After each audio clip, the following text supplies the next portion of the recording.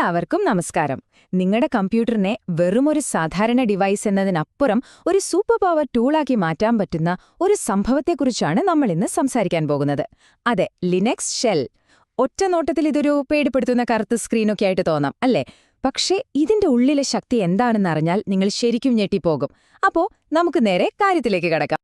നിങ്ങൾ ആദ്യമായിട്ട് ലിനക്സിലേക്ക് വരുമ്പോൾ ഇതുപോലെ ഒരു കറുത്ത സ്ക്രീനും അതിലെ മിന്നിമറിയുന്ന അക്ഷരങ്ങളുമൊക്കെ കാണുമ്പോൾ ഇതെന്താ സംഭവം, ഏതോ ഹാക്കറുടെ സ്ക്രീൻ പോലെയുണ്ടല്ലോ എന്നൊക്കെ തോന്നാം. സത്യം പറഞ്ഞാൽ എനിക്കും തുടക്കത്തിൽ അങ്ങനെയൊക്കെ തോന്നിയിട്ടുണ്ട്. പക്ഷേ ഒന്നുകൊണ്ടും പേടിക്കേണ്ട, ഇതിന്റെ പിന്നിലെ ആശയം വളരെ വളരെ സിമ്പിളാണ്. അപ്പോ ഈ കാണുന്ന സ്ഥലത്തെയാണ് നമ്മൾ കമാൻഡ് ലൈൻ ഇന്റർഫേസ്, അല്ലെങ്കിൽ ചുരുക്കി പറഞ്ഞാൽ CLI എന്ന് വിളിക്കുന്നത്. ഇത് നമ്മുടെ കമ്പ്യൂട്ടറുമായിട്ട് എഴുത്തിലൂടെ സംസാരിക്കാനുള്ളൊരു വഴിയാണെന്ന് പറയാം. സാധാരണ മൗസ് ഉപയോഗിച്ച് ക്ലിക്ക് ചെയ്യുന്നതിന് പകരം നമ്മളിവിടെ കമാൻഡുകൾ ടൈപ്പ് ചെയ്ത് കൊടുക്കുന്നു, അത്രയുള്ളൂ. കുറച്ചുകൂടി ലളിതമായിട്ട് പറഞ്ഞാൽ കമ്പ്യൂട്ടറിന്റെ എല്ലാ കാര്യങ്ങളും നിയന്ത്രിക്കുന്ന അതിന്റെ തലച്ചോറില്ലേ, അതിനെയാണ് കേർണൽ എന്ന് പറയുന്നത്. ആ കേർണലുമായിട്ട് നേരിട്ട് സംസാരിക്കാനുള്ള ഒരു വഴിയാണിത്. ഇതിനെ നമ്മൾ ഷെൽ എന്നും ടെർമിനൽ എന്നുമൊക്കെ വിളിക്കാറുണ്ട്. ഒരു ഗ്രാഫിക്കൽ ഇന്റർഫേസിൽ, അതായത് മൗസ് വെച്ച് ക്ലിക്ക് ചെയ്ത് ചെയ്യാൻ പറ്റാത്ത ഒരുപാട് കാര്യങ്ങൾ നമുക്കിവിടെ ചെയ്യാൻ പറ്റും. സിസ്റ്റത്തിന് മുകളിൽ ഒരു കംപ്ലീറ്റ് കൺട്രോൾ കിട്ടും.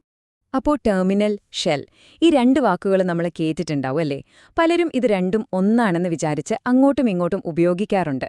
പക്ഷേ ഇവ രണ്ടും രണ്ട് വ്യത്യസ്ത കാര്യങ്ങളാണ് ചെയ്യുന്നത്. അതെന്താണെന്ന് നമുക്ക് വ്യക്തമായിട്ട് തന്നെ നോക്കാം. ഓക്കെ, അപ്പോൾ സംഭവം ഇത്രയേയുള്ളൂ. ടെർമിനൽ എന്ന് പറയുന്നത് നമ്മൾ ഈ കാണുന്ന വിൻഡോ ഇല്ലേ, നമ്മൾ കമാൻഡുകൾ ടൈപ്പ് ചെയ്യുന്ന ആ ഒരു സ്പേസ്, അതാണ്. പക്ഷേ ഷെൽ എന്ന് പറയുന്നത് ബാക്ക്ഗ്രൗണ്ടിൽ പ്രവർത്തിക്കുന്ന ഒരു പ്രോഗ്രാമാണ്.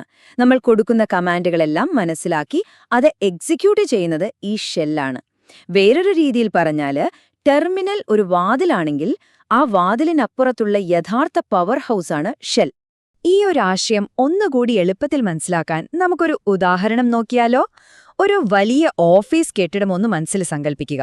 ഈ ഉദാഹരണം കഴിയുമ്പോഴേക്കും നിങ്ങൾക്ക് ടെർമിനലും ഷെല്ലും തമ്മിലുള്ള വ്യത്യാസം ക്രിസ്റ്റൽ ക്ലിയർ ആവും. അപ്പോൾ ആ ഓഫീസിലെ സെർവർ റൂം, അതാണ് നമ്മുടെ ഷെൽ. എല്ലാ പ്രധാനപ്പെട്ട ജോലികളും വലിയ കണക്കുകൂട്ടലുകളും ഡാറ്റ പ്രോസസ്സിങ്ങും എല്ലാം നടക്കുന്നത് അവിടെയാണ്. ശരിക്കും പറഞ്ഞാൽ ആ ഓഫീസിന്റെ ഹൃദയം അല്ലെങ്കിൽ തലച്ചോറ് എന്ന് വേണമെങ്കിൽ പറയാം. ശരി, ഷെൽ അവിടുത്തെ സെർവർ റൂമാണെങ്കിൽ പിന്നെ എന്താണ് ടെർമിനൽ?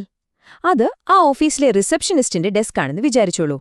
നിങ്ങൾക്ക് സെർവർ റൂമിൽ ഒരു കാര്യം ചെയ്യിപ്പിക്കണമെങ്കിൽ നിങ്ങൾ നേരെ സെർവർ റൂമിലേക്ക് ഓടിക്കയറുകയല്ലോ ചെയ്യുക. നിങ്ങൾ റിസപ്ഷനിസ്റ്റിന്റെ അടുത്ത് പോയി കാര്യം പറയും. ആ റിസപ്ഷനിസ്റ്റാണ് നിങ്ങളുടെ ആവശ്യം സെർവർ റൂമിലേക്ക്, അതായത് നമ്മുടെ ഷെല്ലിലേക്ക് എത്തിക്കുന്നത്. നമ്മളിൽ മിക്കവരും ഇന്നുപയോഗിക്കുന്നത് ടെർമിനൽ എമ്യുലേറ്റർ എന്നു പറയുന്ന ഒന്നാണ്. ഇത് നമ്മുടെ ഗ്രാഫിക്കൽ ഡെസ്ക്ടോപ്പിൽ, അതായത് നമ്മൾ സാധാരണ കാണുന്ന സ്ക്രീനിൽ തുറക്കുന്ന ഒരു ആപ്ലിക്കേഷനാണ്. ഇതിനെ നമുക്ക് ഒരു വെർച്വൽ റിസപ്ഷനിസ്റ്റ് എന്ന് വിളിക്കാം. അതായത് ഓഫീസിൽ നേരിട്ട് പോകാതെ ഫോണിൽ വിളിച്ച് റിസപ്ഷനിസ്റ്റിനോട് സംസാരിച്ച് കാര്യങ്ങൾ ചെയ്യിപ്പിക്കുന്നതുപോലെ. വളരെ സിമ്പിൾ. അപ്പോ അടിസ്ഥാന കാര്യങ്ങളൊക്കെ ഇപ്പോൾ വ്യക്തമായില്ലേ? ടെർമിനൽ എന്താണ്, ഷെൽ എന്താണ് എന്നൊക്കെ. ഇനി നമുക്ക് ഈ ടെർമിനൽ ഉപയോഗിച്ച് എന്തൊക്കെ അത്ഭുതങ്ങൾ ചെയ്യാൻ പറ്റുമെന്ന് നോക്കാം. ഇത് വെറുതെ കമാൻഡ് ടൈപ്പ് ചെയ്യാനുള്ള ഒരു കറുത്ത സ്ക്രീൻ മാത്രമല്ല, അതിനപ്പുറം ഒരുപാട് സാധ്യതകളുണ്ട്. നമ്മൾ എല്ലാവരും തുടങ്ങുന്നത് ഇവിടെ നിന്നാണ്, അല്ലേ? വളരെ സിമ്പിളായിട്ടുള്ള വൃത്തിയുള്ള ഒരൊറ്റ ടെർമിനൽ വിൻഡോ. ഒരേ സമയം ഒരു കാര്യം ചെയ്യാൻ ഇത് മതി. ഇതാണ് തുടക്കം. എന്നാൽ ആ ലളിതമായ തുടക്കത്തിൽ നിന്ന് നമുക്ക് എവിടെ വരെ എത്താൻ പറ്റുമെന്നറിയാമോ?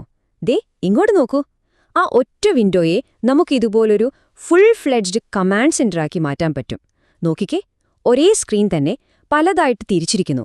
ഒരു ഭാഗത്തൊരു ഫയൽ ഡൗൺലോഡാകുന്നു, അതേസമയം മറുഭാഗത്ത് കോഡ് എഴുതുന്നു, വേറൊരു ഭാഗത്ത് സിസ്റ്റത്തിന്റെ പെർഫോമൻസ് നോക്കുന്നു. ഒരേ സമയം പല പല ജോലികൾ. ഇതാണ് ഷെല്ലിന്റെ യഥാർത്ഥ പവർ. ഇതെങ്ങനെയാണ് സാധിക്കുന്നത് എന്നല്ലേ നിങ്ങൾ ചിന്തിക്കുന്നത്? ടിമക്സ് പോലെയുള്ള ടെർമിനൽ മൾട്ടിപ്ലെക്സറുകൾ ഉപയോഗിച്ചാണ്. നമ്മുടെ പഴയ ഓഫീസ് ഉദാഹരണം വെച്ച് പറഞ്ഞാൽ, ഒരു റിസപ്ഷനിസ്റ്റിനോട് മാത്രം സംസാരിക്കുന്നതിന് പകരം ഒരേ സമയം പല റിസപ്ഷനിസ്റ്റുകളോട് സംസാരിച്ച് പല ജോലികൾ ഏൽപ്പിക്കുന്നത് പോലെയാണിത്. ഇത് നമ്മുടെ ജോലിയുടെ വേഗതയും കാര്യക്ഷമതയും ഭയങ്കരമായിട്ട് കൂട്ടും. ഇത്രയൊക്കെ കണ്ടപ്പോൾ ചിലർക്കെങ്കിലും ഒരു സംശയം തോന്നിയിട്ടുണ്ടാവാം. മൗസ് വെച്ച് ക്ലിക്ക് ചെയ്ത് എളുപ്പത്തിൽ ചെയ്യാവുന്ന കാര്യങ്ങൾക്ക് എന്തിനാണിങ്ങനെ കമാൻഡൊക്കെ ടൈപ്പ് ചെയ്ത് കഷ്ടപ്പെടുന്നത്? ന്യായമായ ചോദ്യമാണ്. പക്ഷെ അതിന് ഒന്നല്ല, ഒരുപാട് ഉത്തരങ്ങളുണ്ട്. ഷെൽ പഠിക്കേണ്ടതിന്റെ ഏറ്റവും പ്രധാനപ്പെട്ട ഒരു കാരണം അത് എല്ലായിടത്തും ഉണ്ട് എന്നതാണ്. ലോകത്തിലെ മിക്ക ലിനക്സ് സിസ്റ്റങ്ങളിലും, എന്തിന് മാക്OSൽ പോലും ഡീഫോൾട്ടായി വരുന്ന ഷെല്ലാണ് ബാഷ്. അതിന്റെ പൂർണ്ണരൂപം ബോൺ അഗൈൻ ഷെൽ എന്നാണ്. അപ്പോൾ അതിന്റെ അർത്ഥം എന്താണെന്ന് വെച്ചാൽ, നിങ്ങളിത് പഠിച്ചാൽ ലോകത്തെവിടെയുള്ള ഭൂരിഭാഗം സെർവറുകളിലും കമ്പ്യൂട്ടറുകളിലും നിങ്ങൾക്ക് ഒരുപോലെ ജോലി ചെയ്യാൻ പറ്റും. എന്നാൽ ബാഷാണ് സ്റ്റാൻഡേർഡ് എങ്കിലും വേറെയും ഒരുപാട് ഷെല്ലുകളുണ്ട്. കൂടുതൽ കിടിലൻ ഫീച്ചറുകളുള്ള ZSH, ഫിഷ് എന്നൊക്കെ പറയുന്ന ഒരുപാട് ഓപ്ഷൻസ് ഉണ്ട്. ഉദാഹരണത്തിന്, ചില ഷെല്ലുകൾ നിങ്ങളൊരു കമാൻഡ് ടൈപ്പ് ചെയ്യാൻ തുടങ്ങുമ്പോഴേക്കും അത് പൂർത്തിയാക്കാനുള്ള നിർദ്ദേശങ്ങൾ തരും. ഇത് നമ്മുടെ പണി ഒരുപാട് എളുപ്പമാക്കും. അപ്പോൾ നിങ്ങളുടെ ആവശ്യത്തിനനുസരിച്ച് ഇതിലേത് വേണമെങ്കിലും തെരഞ്ഞെടുക്കാം. എന്നാൽ ഷെല്ലിന്റെ ഏറ്റവും വലിയ, ഏറ്റവും കിടിലൻ ശക്തി എന്ന് പറയുന്നത് ഇതാണ്: ഓട്ടോമേഷൻ. ഒരു ഉദാഹരണം പറയാം. എല്ലാ ദിവസവും രാവിലെ നിങ്ങളുടെ കമ്പ്യൂട്ടറിലെ മുഖ്യമായ ഫയലുകളൊക്കെ ഒരു ബാക്കപ്പ് എടുക്കണമെന്ന് വിചാരിക്കുക. ഇത് ഓരോ ദിവസവും ഓർത്തുവെച്ച് ചെയ്യുന്നതിന് പകരം ഒരു ചെറിയ ഷെൽ സ്ക്രിപ്റ്റ് എഴുതി വെച്ചാൽ മതി. പിന്നെ ഒന്നും നോക്കണ്ട, എല്ലാ ദിവസവും ആ ജോലി അത് തനിയെ ചെയ്തോളും. ഒന്നാലോചിച്ചു നോക്കൂ, എത്രമാത്രം സമയമാണ് നമുക്ക് ലാഭിക്കാൻ പറ്റുന്നത്. അപ്പോ ഷെൽ എന്താണെന്നും അതിന്റെ ശക്തി എത്രത്തോളം ഉണ്ടെന്നും നമ്മളിപ്പോൾ കണ്ടുകഴിഞ്ഞു.